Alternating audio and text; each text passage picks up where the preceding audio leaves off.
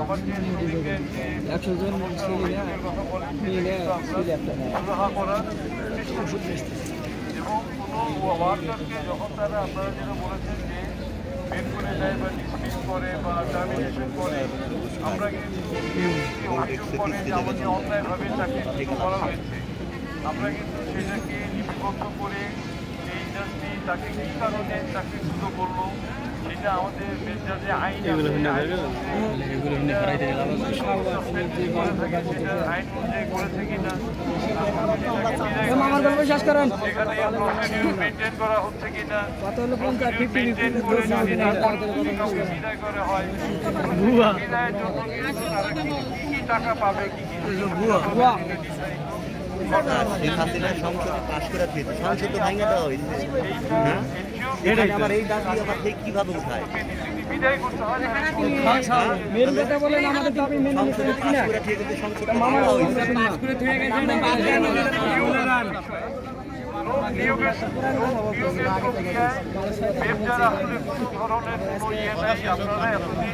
আমাদের এখানে যে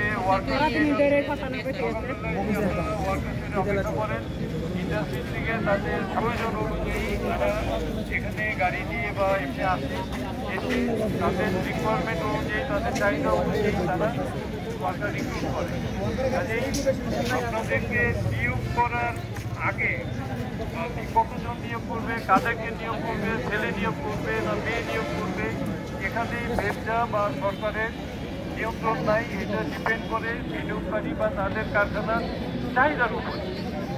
তাদের যেটা চাহিদা থাকে সেই অনুযায়ী তারা নিয়োগ করে 100 জন নিয়ে চাইতে থাকে আপনাকে ছেলে একটাও না ছেলেরা পারে না নিয়ম কোন আছে আমরা আপনাদেরকে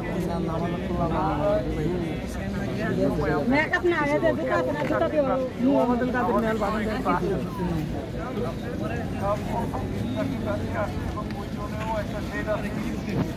একটা বক্তৃতা শুন না সারা দিন ধরে শুনতে